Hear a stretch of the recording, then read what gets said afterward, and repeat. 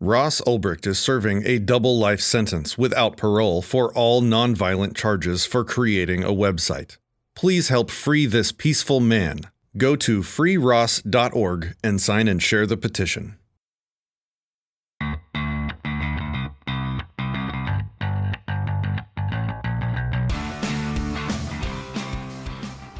Hello, everyone, and welcome to the Dissecting Liberty podcast. I'm joined by Cotton Archist, as always. Howdy. What was that? What was that, man? That was a howdy, but I was a little too excited, so it came across very homosexual, as the kids call it.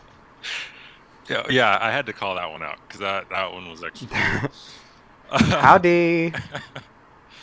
How are you, Zero? good. It's good.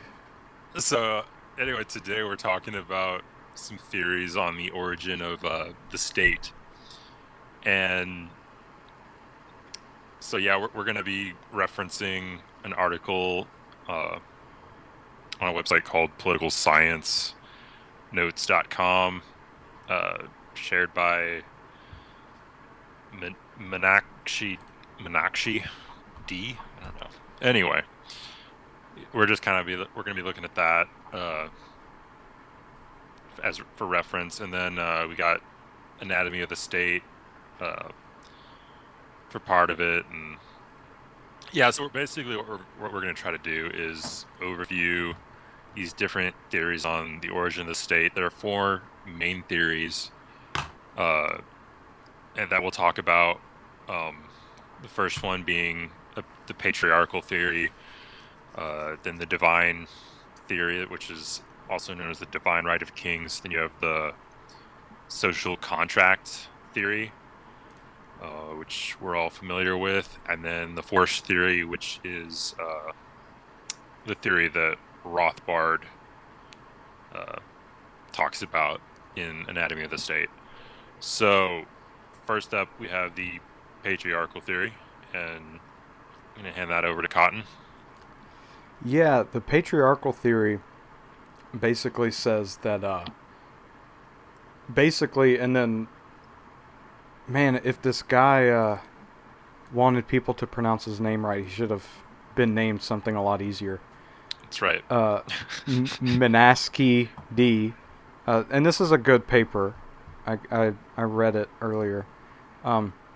He basically says the head or father of the patriarchal family wielded great power and influence upon the other members of the family. So it's it fits into the divine theory, which is what we'll get into in a second.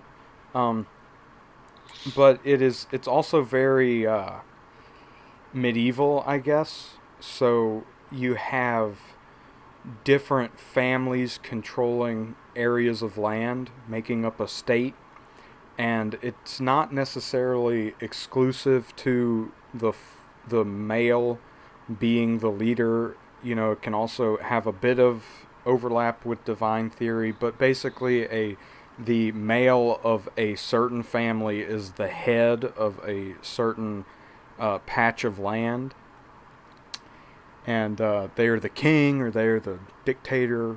In history, it's most often been the king. And like in medieval serfdom, this was very, very common, along with the divine theory. But we're not... This is largely a historical idea. We don't deal with as much of this with governments nowadays. So I probably already went too long into it, and we should move on to the more interesting ones. Well, before we move on, I'll read one quote that he has in here. And so he says here that a confederation of various tribes based on blood relations for the purpose of defending themselves against the aggressors formed one commonwealth, which is called the state. So yeah, the idea is that, you know, various families got together, formed tribes, so mostly people that are related, and then basically formed the Commonwealth, and that's what he's calling the state, or that's what the theory is about. So yeah, that's the patriarchal theory. And then moving right along, there's the divine theory, or the divine. It's the idea of the divine right of kings, and that's a pretty ancient theory, I would say. Um, like we know that ancient rulers, such as like especially like Egypt or other Mesopotamia or Mesopotamian uh, civilizations, they thought their rulers, like the pharaoh, they thought they were gods. But then when you move on to like more feudal times, you have someone like there was a certain king of England who like literally stated that he was given the authority to rule by God. Or actually, no, I think that was the French king, one of the Louis, known as the Sun King. But anyway, There's so many of them. yeah, right. I think they got up all the way to 18. Too many. Way too many. Too many French. Yeah. So anyway, so yeah, this is the podcast where we talk about how we hate the French instead of the British. Damn frogs. That's right. No, so anyway, yeah, divine right of kings. It's so here's a quote from the article. It's the concept of the divine creation of the state may be traced back to remote antiquity. It was universal belief with the ancient people that the king is the representative of God on earth, and the state is a bliss of God. Thus, the king had both political and religious entity. And obviously, that theory no longer holds up because monarchical rule is a thing of the past for the most part. And believing in God in a lot of areas or in a lot of places is also a thing of the past. So the next theory that we're going to move on to is the social contract, and talk a little bit about Hobbes, Locke, and maybe some Rousseau. So Cotton, you want to get into that? Yeah, the social contract theory is probably, admittedly, like the force theory is. I've read Anatomy of the State and a little bit more on it, so I can't necessarily say that it is. What I'm getting at is I'm thinking the social contract theory is like the most well documented. Yeah, probably. And so we could do like an episode, like an hour-long episode on each of these guys, Hobbes, Locke, and Rousseau. But to give a brief overview, it was Hobbes that first used the term, and his argument, and they all kind of had a similar argument, but Hobbes's argument was that before the state, we lived in a state of nature, and the state of nature was a state of war. And I forget he said that the state of nature was painful, poor, Brutus, and short. Yeah, something like that. He said life was short. Well, I'll see if I can find it, because I thought I had it, but I didn't. I can never remember it. I can usually remember 4 of them. I know I got 3 of them right there. But so basically, the state of nature was a state of flux in a violent and unpredictable manner. And I'm not going to say that's untrue, but What he said was after the creation of the state, that gives a certain security so you can circumvent those things he called the state of nature, and add a little bit of security so that you can invest and save and whatnot.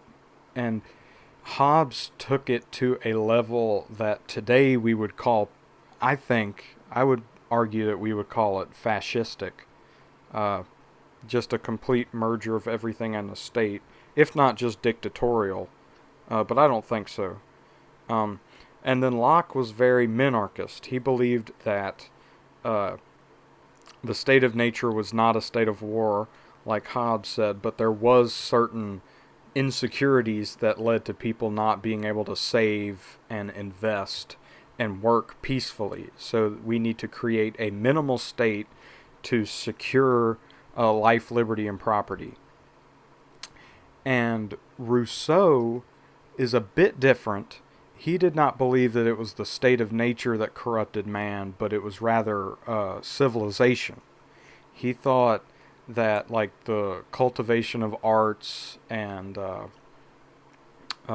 anything we associate with civilization, he thought that corrupted man.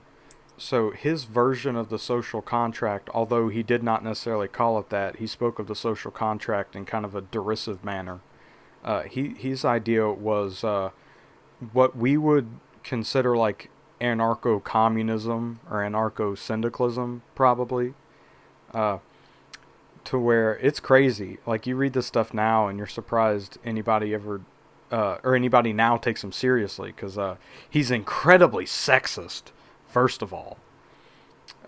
He said that every man is owed a woman. You don't necessarily, yeah, he actually said that. You don't necessarily you don't choose a woman, but you get one because that's all you need. That's what he thought. And you're happy. And he said, I forget the other things, but I mean, like, of course, nourishment, and I guess you could kind of think of it as like what's his name, Maslow's hierarchy of needs. But just very basic things, and that was his idea of the social contract. It was his idea of getting back to like a noble savage type of existence.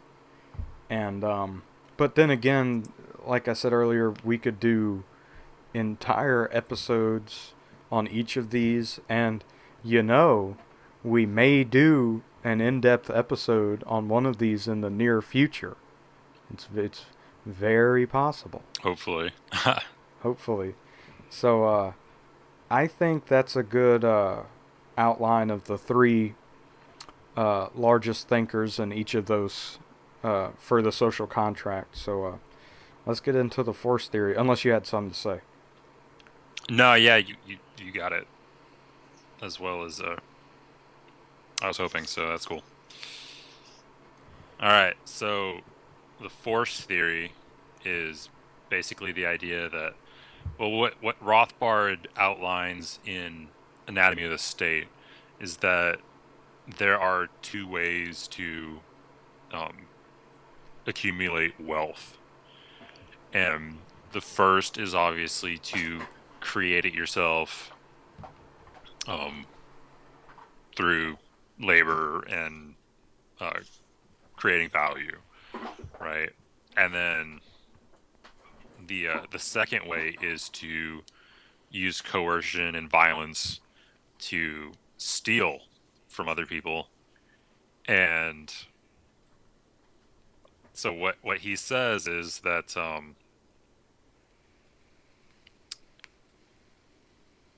let's see here. So it's what he talks about Oppenheimer, Franz Oppenheimer, who wrote a book called The State in 1926. I was reading about that earlier.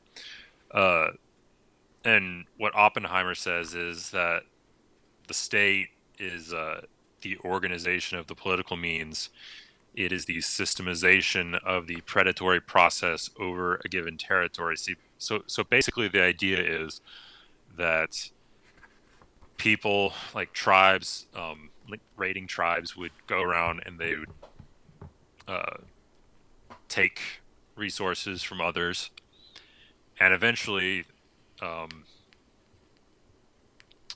eventually, either they got tired of traveling around and doing this, uh, or like that lifestyle became untenable, and so what they did is they moved into a territory occupied by people who were just trying to survive and live off the land or whatever, and they set up what we now know as the state. And it was, instead of taking all of their stuff in a raid, they would implement taxation, right?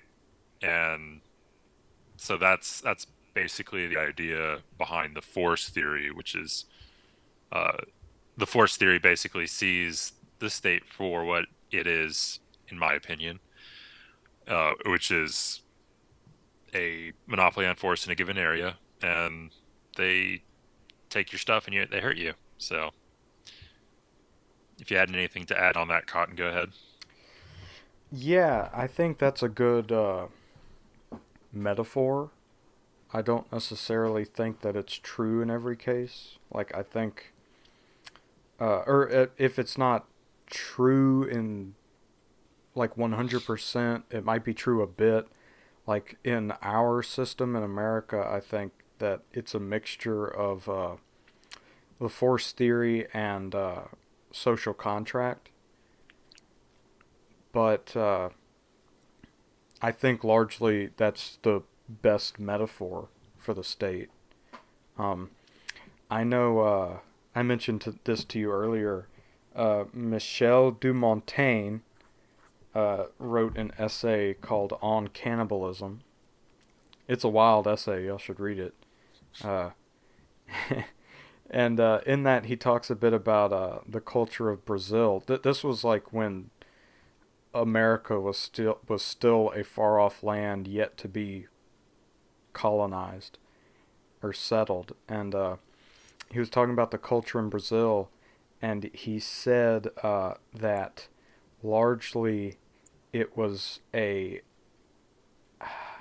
an anarchistic society where like families would group together in villages, but in case of war, uh, the a natural leader would kind of arise in like a collection of villages, and warriors from the different villages would follow a this leader somewhat impromptu, um, because he was the strongest.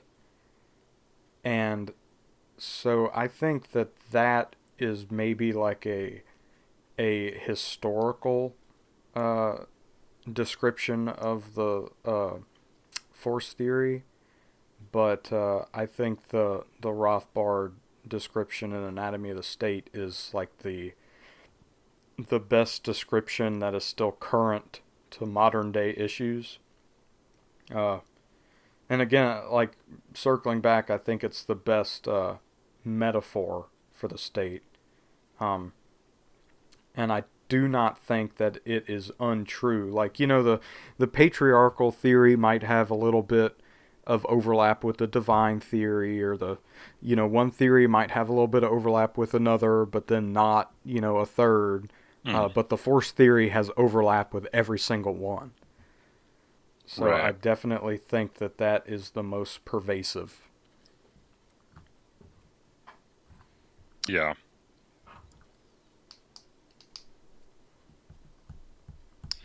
I was listening to the Anarcho Christian podcast this morning, and it was like an episode that was just released. And when I saw the title, I knew I had to listen to it uh, because of the upcoming because of this episode. I knew it was upcoming, and what was interesting was he talked about um, the story in the book of Genesis about the Tower of Babel, and Wait, the what? Repeat the that. ta- the Tower of Babel, Oh yeah. and so for those unfamiliar with the story, um, at some point, uh, the people on Earth had become so wicked that God decided that He was going to wipe everyone out except for a select few and start over. And so you have the story of the flood, and um, He tasked Noah with building an ark, which is basically a boat, and he and his family, plus two animals of every kind, got on this big boat. God flooded the earth, and basically everything died except for what was on the boat. And uh,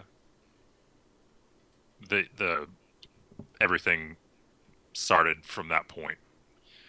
Um, and civilization was rebuilt from there. So uh, after they got off the boat, God instructed them to um, go out and settle like the breadth of the earth, and they didn't actually do that. And one guy specifically named Nimrod, uh, he helped direct the people to build a tower that was supposed to go to the heavens and make them flood proof, right? Because they thought, okay, well, God's gonna flood us again, even though in the Bible it says that he had promised that he was never going to flood the earth again. They didn't believe it, and they, in an act of rebellion against God, they started building this tower, and they were all staying in this one spot to do that. And in this episode of the Anarcho Christian podcast, he does make the argument that the Tower of Babel might have been the first uh, state, which was pretty interesting. Hmm. And he was saying that I'm not totally sure, uh, because there's like the references to it are like somewhat brief in the Bible. Uh, it sounded like Yeah. Nimrod was like a kind of a natural leader, um, and it also says in, let's see here, it's Genesis 11. I'll actually read this passage. Um, Here we go.